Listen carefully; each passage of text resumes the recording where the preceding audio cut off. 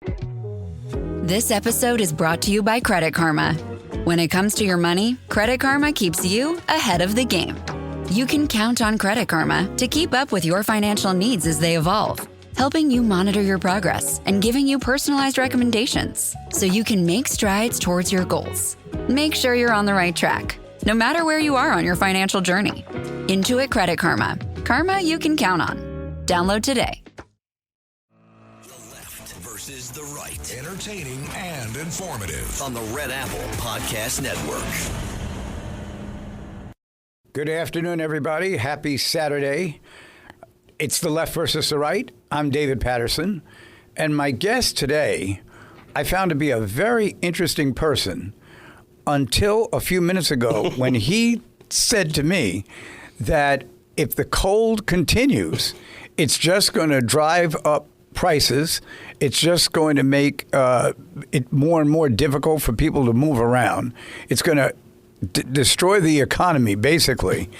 And it reminded me that I had heard earlier on, I think it was Thursday, that there's a very good chance that this cold streak would last until this coming Thursday. So that would be a whole week from last Thursday.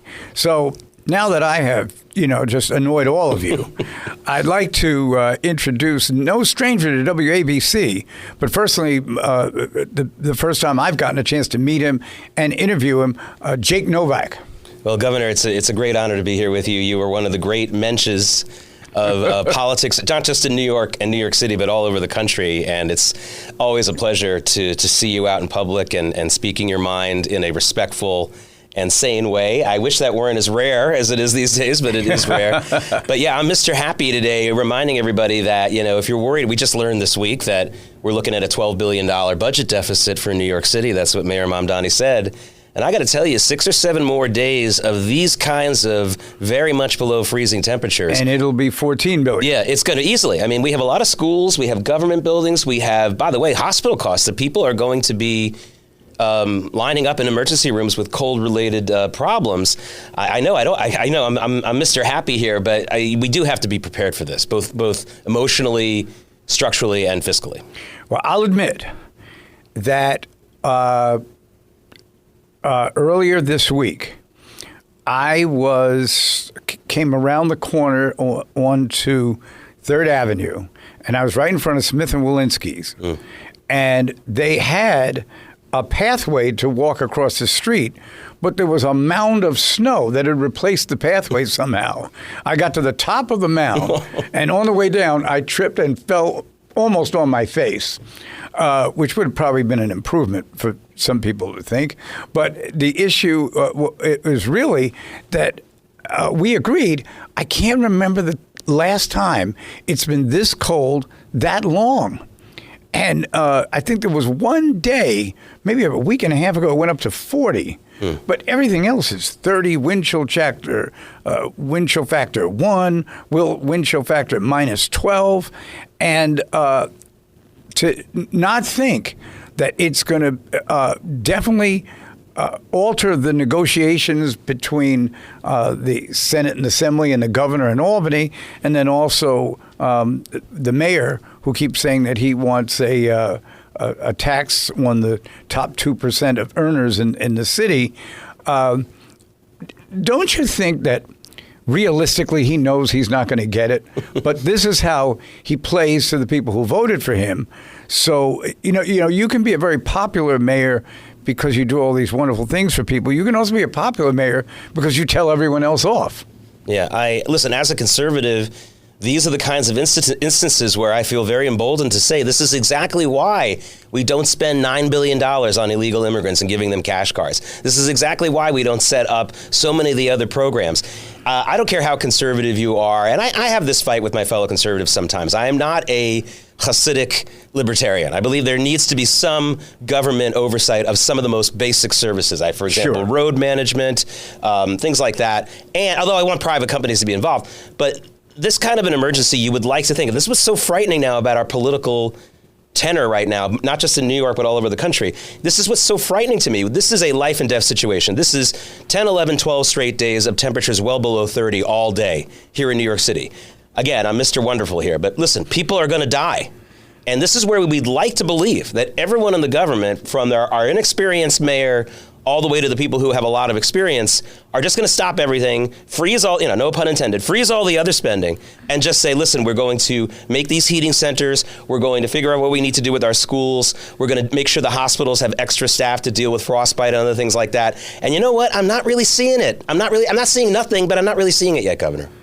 Jake, I like that. Freezing spending.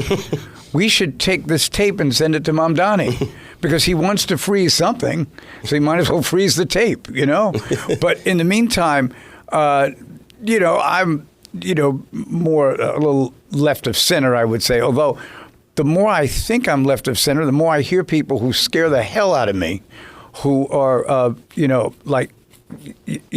left of Mao Zedong in the city. And I'm experiencing that more and more. But you're absolutely right. There are so many mistakes that we may have made governmentally. And certainly we didn't want to deny people to come to this country. But in not denying, people who had their own means and could come someplace and find a job and that kind of thing, we've started taking in people who were either impoverished in other countries or escaped other countries or that kind of thing.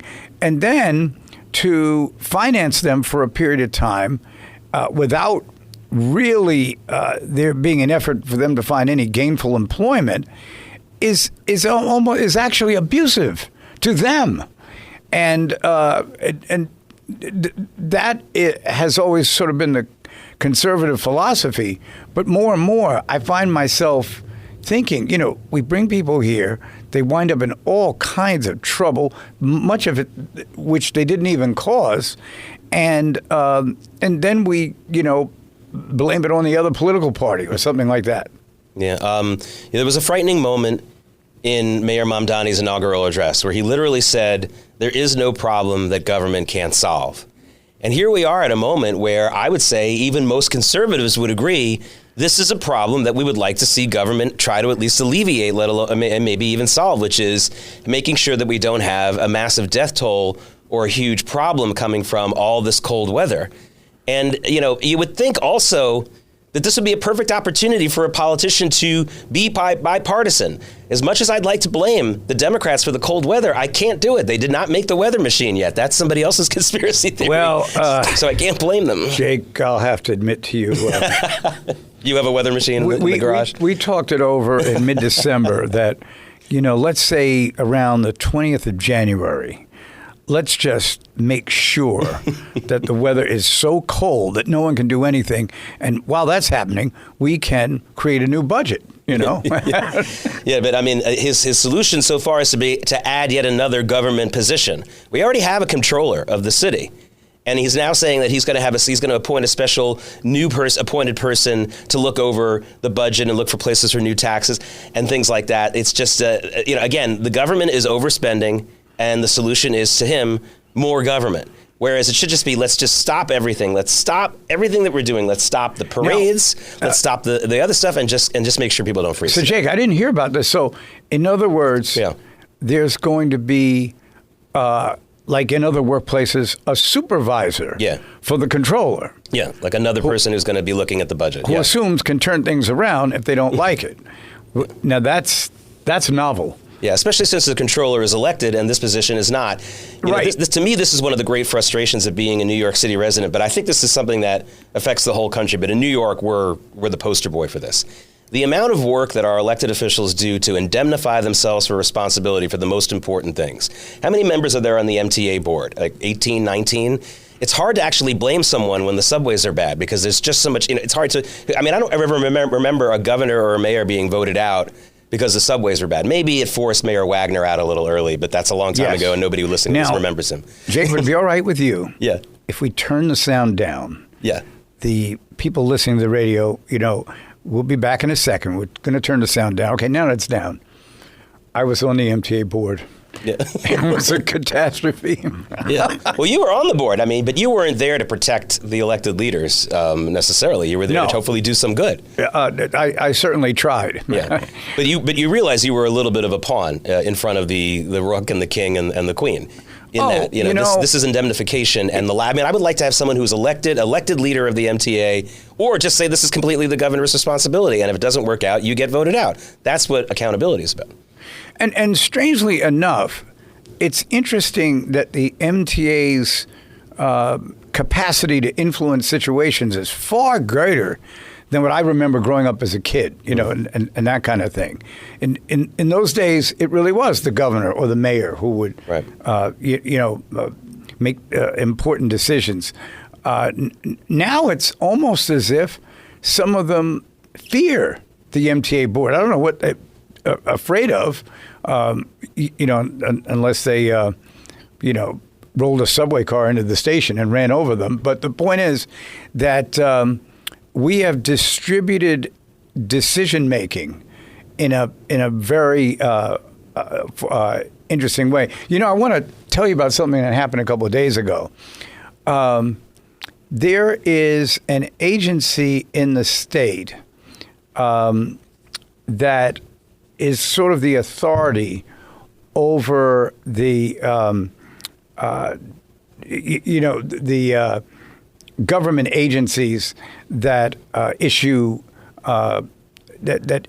bonds and that also allow for construction and that kind of thing. And this agency is celebrating its 20th anniversary. And back in 2005, there was an assemblyman who was no longer with us named Richard Brodsky. And he was fighting to stop this situation where we had all of these like almost invisible authorities, and they would do whatever they wanted. And not only did they hide money they spent from the elected officials, they hid it from the public. And finally, and of course, this went on for nearly 100 years at that point. So we're going back to 1905, which is pretty much when they started doing this. And the reason it would go on is because when there were more authorities in the Democratic areas, they'd want to keep them. When there were more in the Republican areas, they would want to keep them. But these agencies operated without reporting to anyone. So in 2005, under the term of Governor George Pataki, we passed legislation that stopped this. And then in 2009, I passed further legislation to stop the agencies from failure to disclose. So at that point now, the public could go to their meetings. They could ask for information from the agencies, and the agencies couldn't play this game anymore. So you wonder, how could this have gone on for so much time, with the city and the state collaborating? The MTA and some of the other agencies are well known. But some of them, you didn't even know what their names were, but they were bleeding the state. And I wonder if, since this bill passed, if what's now happening is that the state is being bled by the government itself. Yeah. Like they cut out the middleman, and now they're doing it. And it is directly counterintuitive to what the legislature passed in 2005.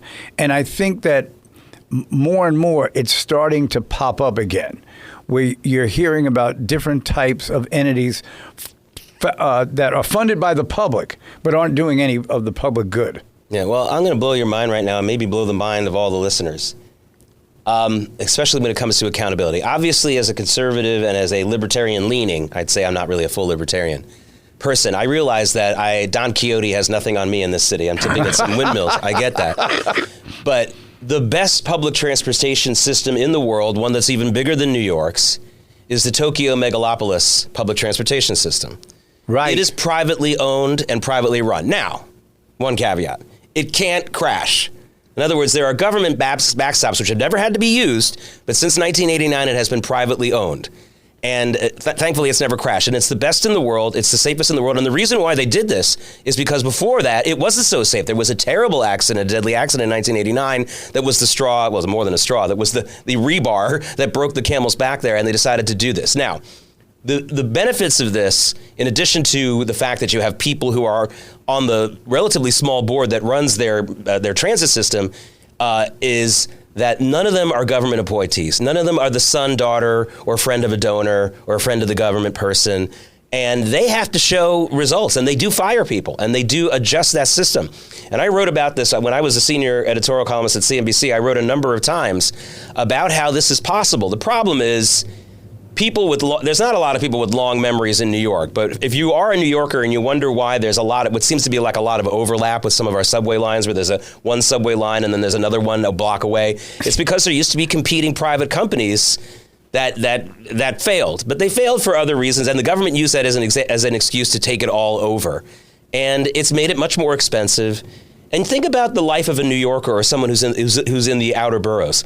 It is not a stretch to say that about 4 hours on average for a person who commutes, even within the city, about 4 hours of our day is MTA dominated from door to door. I don't mean once you get on your train, but from door to door, a lot of people, even with a relatively easy commute, they might say, I mean, that's half your, I mean, that's equivalent to half your working day.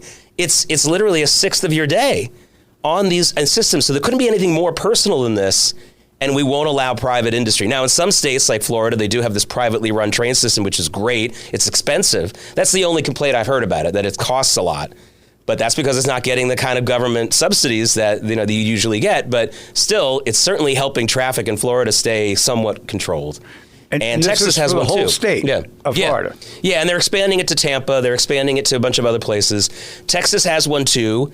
And if you think I'm just bashing government here, one of the groups that really pushed against the Houston to Dallas rail line privately run was Southwest Airlines. It wasn't the government that was pushing against it as much. It was Southwest because they had a shuttle. Oh, they didn't want they didn't want competition there. But they're still doing fine with it, so it all ended up okay for everybody. But look, I'm not stupid enough to think that that's going to happen tomorrow in New York City, but I do think it's important that we teach people about the Tokyo system. You can look me up, Jake Novak. I wrote it a long time ago. Jake Novak, CNBC, Tokyo Metropolitan Transit or Tokyo Transit, and you'll see what the miracle that they have created in that city because it's privately run, and people literally their jobs depend and their finances depend on doing a good job. I'd love to see some of that here.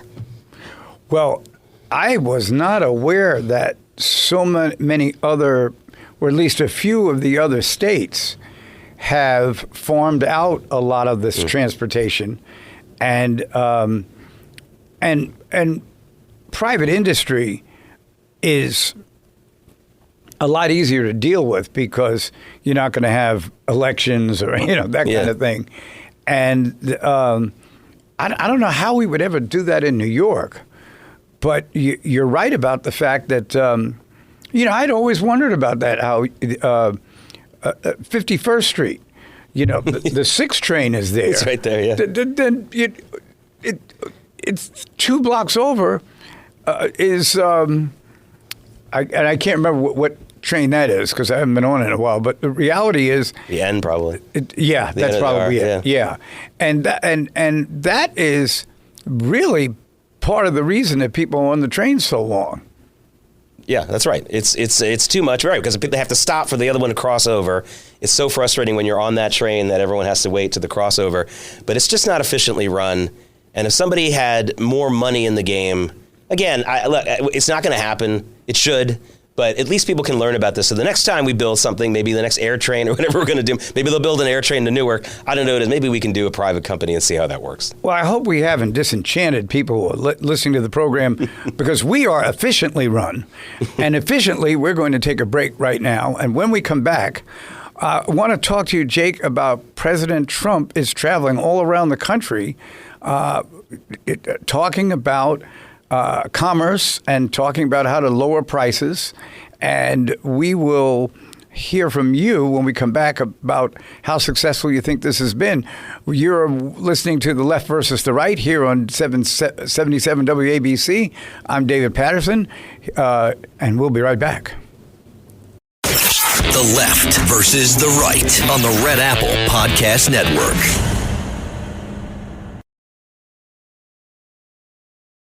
The Left versus the Right. Entertaining and informative on the Red Apple Podcast Network.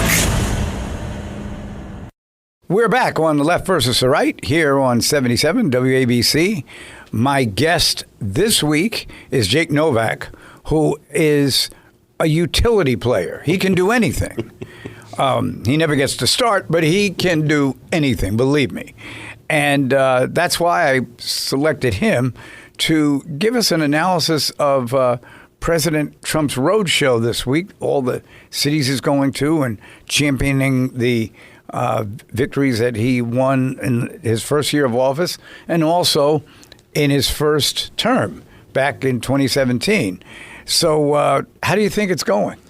Well, one of the hardest things to do, no matter how good an economy is, as an elected leader, is to talk up the economy. It's very hard to do that because no matter how good the economy is in any country at any time, you will find, especially if it's a large country, you will find a lot of people who aren't doing well. That's just the way it is. Right. And you risk coming off course, you risk coming off out of touch when you talk about how great everything is. So you have to get really granular. And listen, Governor, there's a graveyard of people who like to tell President Trump how to do his job better. I'm not even talking about the liberals. I'm talking about my fellow conservatives. I'm pretty much a MAGA person. I'm a MAGA person. So I don't pretend to tell him what to say. But I do like to tell other MAGA people that they ought to get a little bit better versed in the president's economic policies that have actually worked. It drives me nuts that almost every MAGA person I meet has no idea about the most important part of President Trump's 2017 tax bill, which doubled the standard deduction for people who don't itemize, which was a huge reason for the economic boom during most of his first term. People don't know about this. This is a huge deal. I mean, the extra sales of Ford F-150s alone from that tax break. It may have decidedly been the best piece of legislation that he signed. It was the first trickle-up tax cut. How many times have Democrats said, let's do trickle-up? Barack Obama used to use that term a lot too, but he wasn't the first. Bill Clinton used to say that too. They never did it because they couldn't figure it out. And he did that. Now, with the one big, beautiful bill, there's another thing going on. And these are things again, far be it from me to tell him what to do. But the one big, beautiful bill includes an incredible new tax law that if you are a small or mid-sized business in America, just about every expense is 100% deductible now. And if you understand how business works in this country and how jobs work, let me give you a spoiler alert. Big businesses and huge corporations never add to the net new jobs in this country. They never do. If they add a bunch of jobs in Arizona, they just killed a bunch in Arkansas. That's the way it works. It always works that way. Small business is where we get net job growth. And if you're a small business and you're buying a laptop, you're buying a truck, you're buying a van, you're buying a freezer for your ice cream shop, it is 100%. The depreciation is incredible. The amount of a break this is going to, and I think it's already starting to show some traction. So these are the kinds of things I would be talking about. Again, forget about what President Trump says. These are the people who are supporting the president, maybe some of the members of Congress who support him, who are going to be on this roadshow with him, should be talking about. Also, they should be talking about the fact that this job Armageddon that a lot of people predicted hasn't happened. Now, job growth has absolutely slowed. That bothers me, but not as much as the other thing, Governor, that really bothers me, which is just mortgage rates are still not coming down. We are not getting enough movement in real estate. It's time to basically unload on what the president has been promising, things like building homes on federal land. If you think that federal land is just some oil patch in Wyoming, you're wrong. The eminent domain along a bunch of our highways here in New York City is government land. Yes, it is. And you could build a high-rise apartment. I know there's a lot of them already on the West Side Highway, but you could build more without the regulations and the extra taxes. So I would like to see, I don't like talking about the prices of things, Governor, unless we're talking in the context of supply and demand. It drives me crazy when people talk, well, how are we going to get costs down? And if we're not going to have this discussion on the supply and demand platform, you're wasting my time. So we need more supply of housing, and it doesn't have to be low-income housing. By the way, the best way to get low-income housing is to build more high-income housing. That's because right. Then the medium housing goes down in price and becomes more accessible. You finished that beautifully. That is misunderstood so often in discussions that when people talk about how they're going to eradicate poor housing, it's not by building more poor housing, and it's not by building next door to poor housing. It's about coming from a completely different direction, and there is, in that regard, a trickle-down effect, because the prices will go down, and the people will then live in nicer places than they did before. But it's misunderstood, I think, in this decade, and until we really confront the issues that are creating poverty or creating lack of opportunity, we're going to be stuck repeating, as two presidents did, that you just referred to, the same rhetoric about actions that in the end never even gotten taken during either one of their 16 years in their combined 16 years in office. Yeah, I told you off the air that I moved to New York City in 1981 from the American South. And I moved to Far Rockaway, Queens. And where in the South did you live? I was born in Oklahoma City, and I was living in Norfolk, Virginia for a lot of there also. So really the South, because there's parts of Virginia that are basically D.C., but Norfolk is not. Norfolk is the naval base. It's close to the North Carolina border. It's real Virginia. Yeah, and Norfolk, by the way, in his infinite wisdom, Abraham Lincoln blockaded Norfolk immediately and federalized the city at the beginning of the Civil War because of its importance as a naval port, and it came through the Civil War completely untouched. So while the rest of the South was in ashes, Norfolk was pristine. And it still has buildings from the 18th century, which the South doesn't have. So it was an interesting place to grow up. But I came from there to Far Rockaway, Queens, which was an eye-opener. The crime was rampant, especially in Far Rockaway. Sure enough, I see now, as I expected, apparently 1981, the year I moved, was the #1 year for crime ever in New York City. Like, homicides were at a near all-time high, and everything else was at an all-time high. Car theft, violence. And you've denied any involvement. Yeah, no, I didn't do it. It wasn't the Jake Novak. I didn't come until the end of August, so it can't be me. It was already, most of the year was over. But that said, people sometimes ask me, why are you conservative? You grew up in a community where almost everyone's a liberal. You went to a college and a grad school where everyone's a liberal. And I just say I grew up in Far Rockaway. And those who are in the know say, I see. Yeah. Because I moved to an area where Robert Moses put dozens and dozens of high-rise public housing projects right on the beach. Now, the biggest victims of that were not me in the neighborhood. The biggest victims were the people who lived in those high-rises. We all know the death traps that those were. Also, by the way, Far Rockaway is about the furthest away from the job hubs in New York City that you can possibly be. So you created an instant poor neighborhood, and you put these people the furthest away from all the jobs. How brilliant was that? But it also it really hurt what the community was and what it was all about. And I learned that that's not how you help the poor. That the government really, either it doesn't care or it's so inept that it can't do it.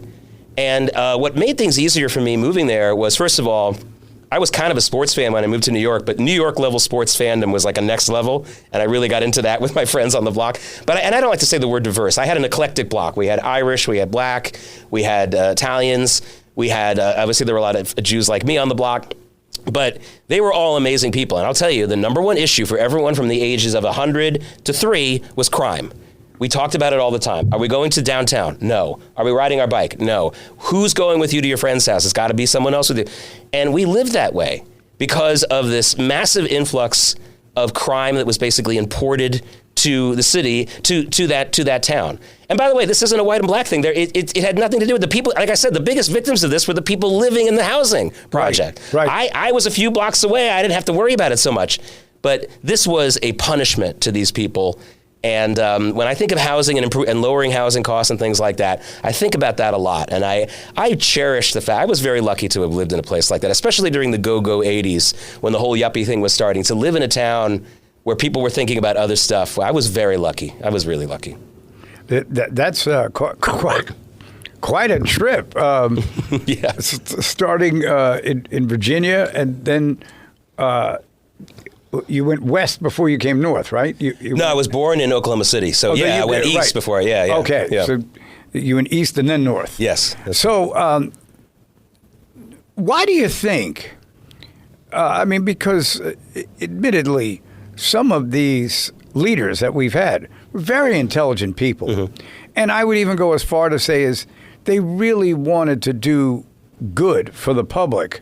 Where do you think they lose their footing? Where do you think they get diverted from what their mission might have been. I'm really glad you asked me that, because I just thought of this about last week, and I mentioned his name briefly in an earlier segment, and I'll say it again. I really believe that Mayor Robert Wagner, you can look him up, he was the mayor of New York City from 1954 until 1966.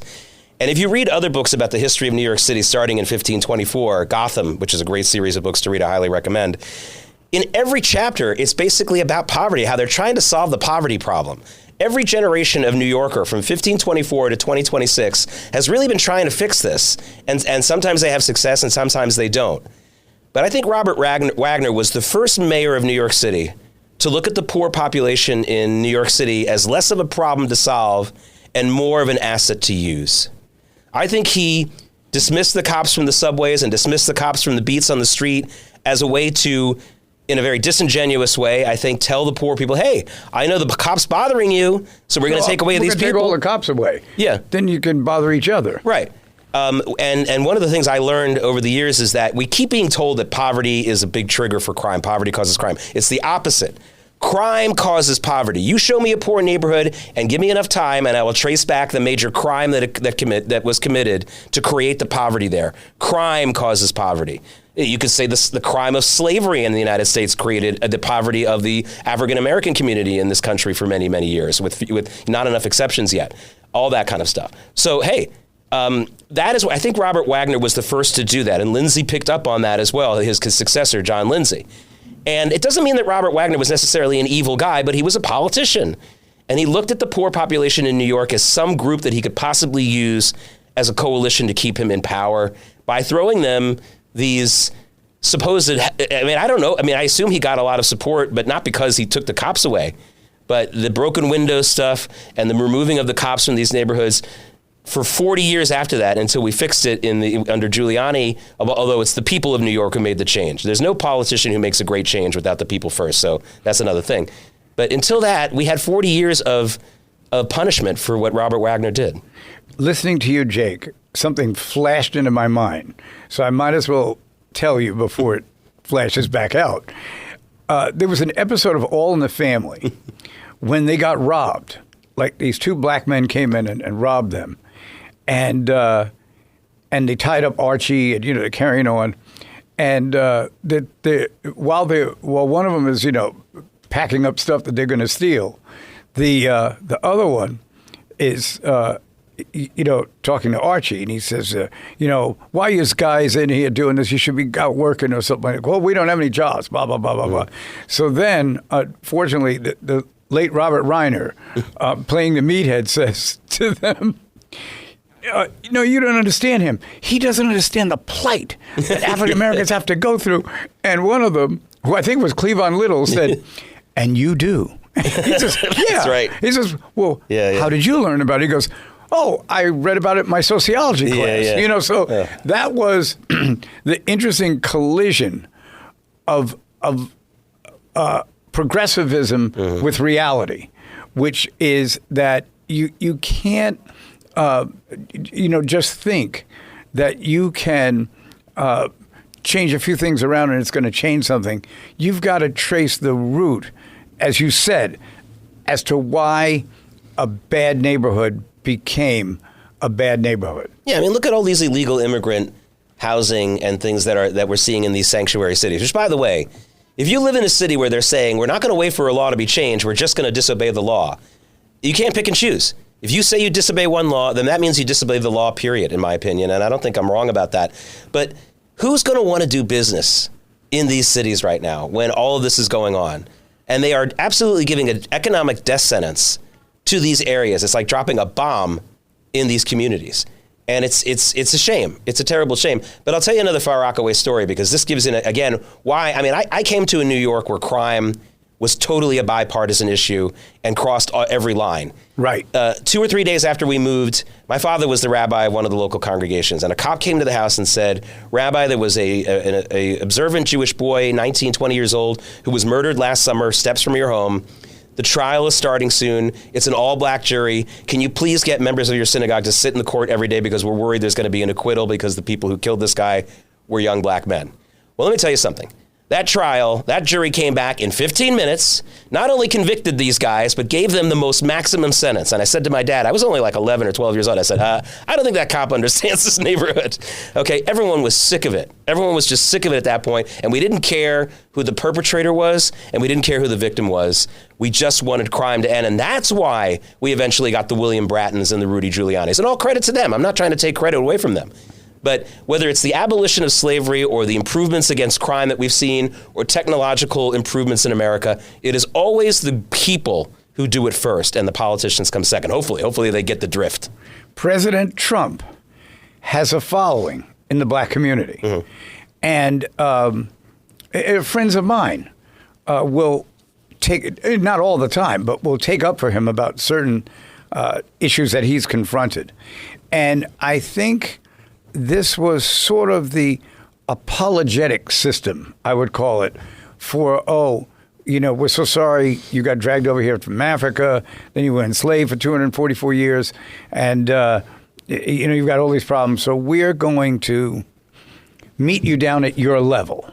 We're going to move in people who are look like you, also have a little money like you, and everything's going to work out.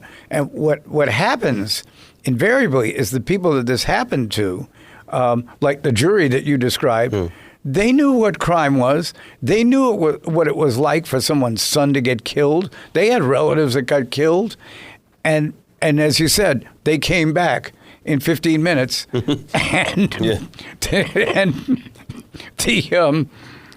people waiting in the court hadn't even had a time to use the restroom before the jury convicted them. The prison door slammed before I got out of the door. Exactly. Well, we're going to be back with our final segment here on The Left versus the Right on 77 WABC Radio. I'm David Paterson. I'm here with Jake Novak.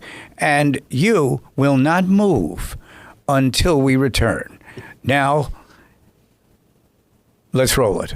The Left versus the Right on the Red Apple Podcast Network.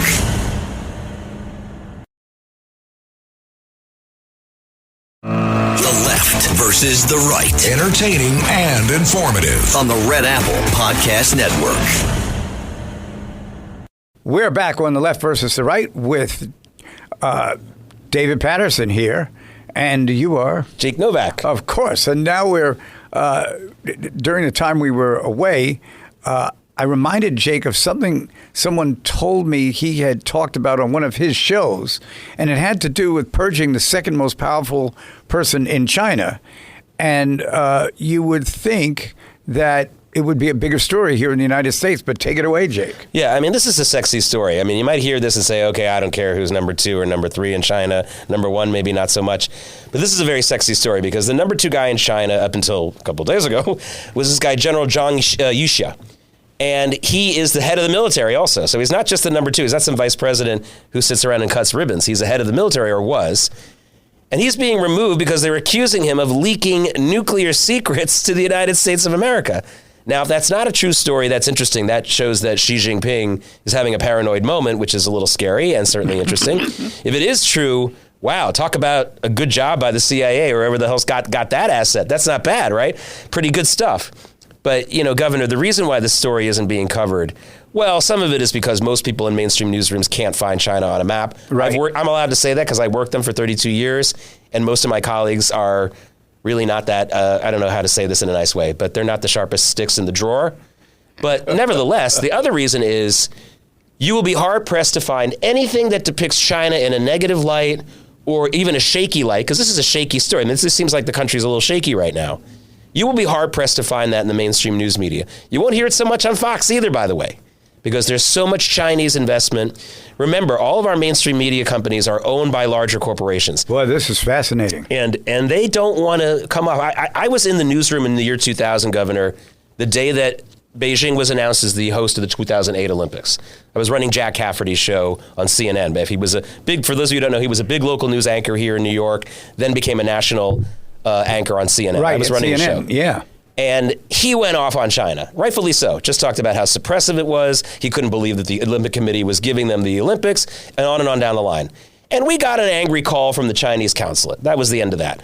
Well, if he had done that today, we would have been all fired. We would have all fired. It would have been a major incident.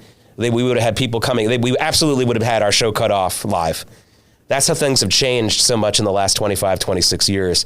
But this is outrageously bad business decision, Governor, for them not to do this story. Don't these people want clicks? Don't they want eyeballs? Don't they? I mean, the partisanship of these stations is bad enough, but they're so bad at what they do. They're not good business people. And I don't care whether it's the sandwich shop or the news station I'm watching. I don't like seeing badly run businesses. And investors are taking full advantage of this.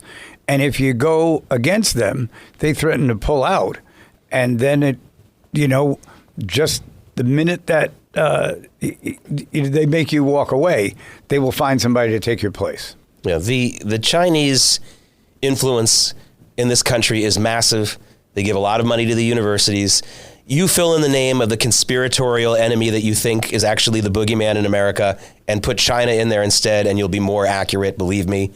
They are behind so much of the nefarious actions across the world, mostly because they believe, and in some cases they have a case, they believe that they've been victimized by the rest of the world for centuries. And victims who really get into their victimization lose their morality. And they absolutely were. A long period of time. I mean, the West, Britain and France especially, and Japan, treated them like junk for a long time. So they do have a point, but I don't think committing more acts of victimization is the way to go to get back at everybody. Well, another thing is, I think that the whole philosophy of the Chinese is so much different than ourselves. So, for instance, when we do things, we want them done right away, that kind of thing. They'll wait 15 years, 30 years into another generation to try to upend somebody who they saw as a target or an adversary. And that amount of patience, that capacity to recognize that the great victory may occur actually when you're no longer around, and to support that, very few Americans, I think, could even consider having a mindset like that. Yeah, but I do think they made a misstep that goes away from what you just talked about. About 8 years ago, China went away from the model that they had used since Mao, which was that basically after 10 years they put in a new leader. Right. They don't have leaders for life, that kind of thing. And I think that actually made them very strong and was much more part of that culture that you just described. It doesn't matter who the guy is. It's always a guy, by the way. They don't have women's rights. They don't even think that. So it's always the guy. It doesn't matter who the guy is. It's the government and it's the nation that will move forward. And then 9 years ago, Xi Jinping declared himself president for life. And I believe that weakened China. The problems that we're having with China right now, I think would be exponentially worse if we had a different leader, if they were moving along in the way that they had always moved along. Because now you see this. Now they're committing these kinds of purges. Now they committed purges before, but Xi Jinping as a potentially paranoid dude, which may be what's going on here right now, is frightening for all of us, but for the most part, it's frightening for him. And there's something going on there, obviously. I don't think that there's a coup in response to this guy getting purged, but he's not alone. A lot of the other officers got purged. Next, they'll purge the doctors. That's how it always goes. You purge the military guys, then you get the doctors. I don't know why that always is the case, but maybe anthropologists can explain. Do you have a thought about that? Why doctors second? Because politicians resent the life or death powers that doctors have. They realize that it's one of those things like most of our people in Congress are lawyers or ex-lawyers, and they really hate the few ex-MD people who go into Congress lately, like the Bill Frisks of the world. People didn't like him. I think that lawyers, we're still in the Jewish mother stage where it's like, my son, the doctor, my second son who fell on his head when he was a baby, he's a lawyer. He's a lawyer, yeah. The third one's an accountant. He fell on his head twice. So I think all kidding aside, I think there's a little bit of resentment there. So there's something, but all joking aside, like when Stalin had the doctors purge and stuff, it's because these doctors inherently have the power of human life over so many people, and politicians resent that. There is no thing more arrogant, no thing more angry than an arrogant man who believes someone else is arrogant. Arrogant man will be okay with someone murdering his family. But the thing that arrogant man hates the most is another arrogant man. And let's face it, with the exception of my brother-in-law, who's a wonderful brain surgeon and the most humble guy in the world, they broke the mold with this guy. A lot of surgeons and really great doctors aren't exactly the most humble people in the world. Let's face it. You can't dispute anything they say. Once they say it, It's like it's written in stone. Yeah. And I remember I was going to a surgeon for an injury I had, and he kept telling me I was getting better. I said, then how come I don't feel better? Or when I start feeling it, should I call you to tell me that actually it's my imagination?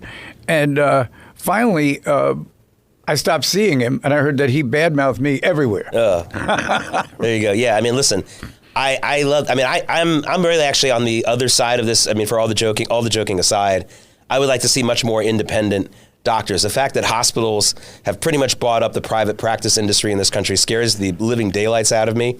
This was a important doctor-to-patient interaction type part of the business. I call it a business or an industry that brought competition to the hospital system. It's also bankrupting us. Hospital buys a private practice. It's the same private practice in the same office with the same doctor, but now they're billing Medicaid at the hospital rate or Medicare at the hospital rate. And it's one of the reasons why we've had such a strain. I'd love to see the Trump administration stop that and say, unless you're in the actual hospital building, not some property you bought 6 blocks away, you don't get to charge Medicare the hospital rate again. Right. And there'd be very little political pushback on that. There'd be some hospital pushback. And in a lot of states, as you know, Governor, the hospitals are the most powerful lobby. They're usually the number one employer in the state. And they are a monopoly. If you think, it's so funny, hospitals have consolidated more than banks in the last 30 years. What could be wrong with that? I mean, how scary is that? And they have a lot of power. So there'd be lobbyist pushback. But as far as in the polls, I don't think that there's any significant percentage of the voters who wouldn't be in favor of what I just said. Get these hospitals out from bringing Medicare dry. How television has imitated life, where there were these doctor shows when you were a kid, you could watch them, and now when you watch these shows, they have a lot of medical shows, but all those doctors are in hospitals. Mm-hmm. There's no private practice anywhere on any of those shows that you would watch, because once the industry got wiped out, television was like, well, then we're wiping out the actors who play doctors, or we're going to have people who will be doctors, but they will be under an umbrella, that kind of thing, and it's restrictive in such a way that there isn't even a big argument about it anymore. So Governor Paterson misses Marcus Welby and Robert Young. I think we just learned that. Robert Young was a terrible drunk, apparently. But but hey, he brought us James Brolin, so he was the cool young doctor in the practice, right? Right. But yeah, I mean, that's the way things work. But yeah, I mean, I thought you were going to say, though, that there's so much hospital advertising on TV. Well, and that they really rely on it. And that's another scary thing.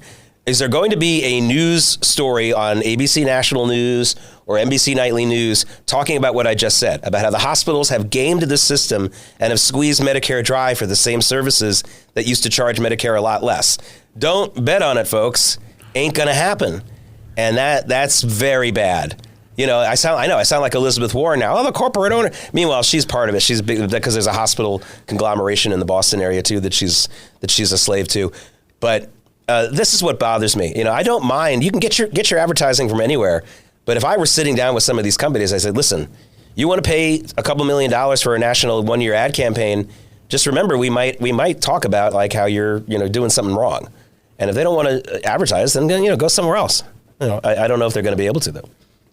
I was in a hospital once, and they wanted me to take a surgery, and I didn't want to do that. So finally, they convinced me to, take the surgery. And I said to them, I'll do it on one condition, that when the surgery's over, I'm walking out of this hospital. So my assistant came to meet me. I called him up and told him, when I come out of here, get me out of this hospital. And they started bothering him. No. He's not really healed. He needs to stay here for a couple of days. He said, but you promised me you'd go home. Well, that was just to get him into the room. So what we did is we went in the men's room, and he gave me clothes that he had gotten from my apartment. I put the clothes on, walked out of the hospital. No one even knew I had been a patient. That's impressive. It's easier to get out of Alcatraz than to escape a hospital without paying the bill. Escape a hospital was the only way I was going to get out. I don't know how the heck you did that. That's like, you're Houdini. Yeah, try leaving a hospital. I mean, it's kind of one of those things like where if you're waiting for a really long time for a doctor, one of the things I used to do with my kids when we were waiting forever, I said, let's start dancing and doing embarrassing dancing. And sure enough, that's when they'll walk in. But even that didn't work. But you try to leave, then the doctor will see you. No, they really, and they were just agitated. They told my private doctor about how I had violated the procedure or something like that. But they violated the procedure.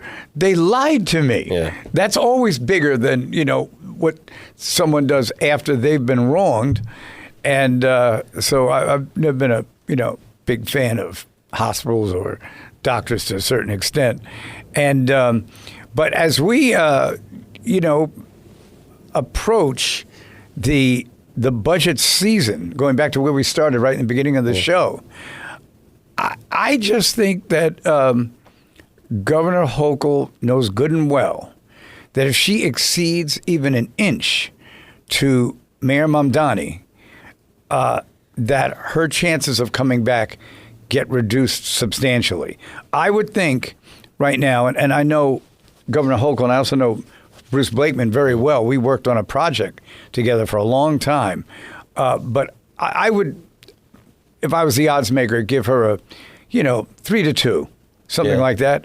But if she looks like she's moving that far left by granting that tax increase, she's going to have a real difficult time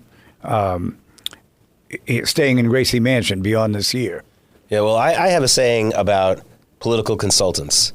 They're all bad at what they do. The reason why they're getting away with it is that because we have such a split in this country, even the worst political consultant is usually batting 500 because we have such a split in this country now. They're all really terrible. Now, Kathy Hochul a few years ago could have boosted her poll numbers through the roof if she had gotten rid of the bail reform. She could have said, listen, this wasn't my idea. This was Cuomo's idea. Wouldn't have cost her anything politically to do this. She could have done a couple of other things that would have been really easy. She also should have moved on Alvin Bragg. You could say these are conservative things, but frankly, this would not have cost her. There was nowhere else the left was going to go. What are they going to do? Go with Tish James to try to challenge her over her trying to do something better for crime in the city that would in the state? No. I'm sorry. This is layup stuff. This is an easy throw to first base, and she didn't do it because more and more, Governor. It seems to me like, and this is so different from the New York I moved to, where you had independent people like Mayor Koch, who was very independent of the rest of his party, Governor Cuomo to some degree as well.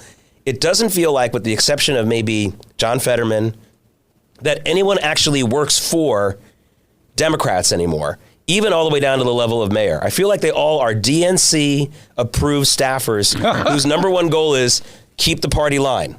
Whereas the way that you create success as a political brand is to be yourself and not to be the party line. Even if people like the party line, doesn't matter. I have a guy who, the thing that they'll do in all of her commercials is she'll do stuff pretending that she was really independent of the rest of the party, and it won't be true. But I don't know. It just doesn't feel like anyone's actually working for this woman, Governor, because to me, there's some really easy things she could be doing even now that would help her, and she won't do it. And that leads me to believe that the DNC controls her staff. Or maybe China, because she had that staffer who was a Chinese spy. I mean, that wasn't even a joke. That really happened. That was kind of amazing. Yeah. That was amazing. Now, believe me, when I was governor, I was convinced that about 6 of my staff members were spies for different entities, from one way or the other. Well, it has been just an honor. I heard wonderful things about you before we actually met. And to do this show with you today, I just ask that we get to do it again sometime. I'd be happy to. Again, your reputation as a mensch, now that I've met you in person, has been verified, and I really enjoyed it. Thank you. But we will never meet at a hospital. No, not going to. Thank you all for listening. We're here at 77 WABC Radio. David Paterson, talk to you again next week. Thanks for listening to The Left versus the Right. You can hear The Left versus the Right Saturday afternoons at 4. If you like the podcast, share it with your friends and listen anytime at WABCRadio.com and download the WABC Radio app. Hit that subscribe button on all major podcast platforms. Plus, follow WABC on social on Instagram, TikTok, Facebook, and X. See you next time for a new episode so you never have to wonder. What the heck is going on here? Demo, not for broadcast. Property of WABC New York.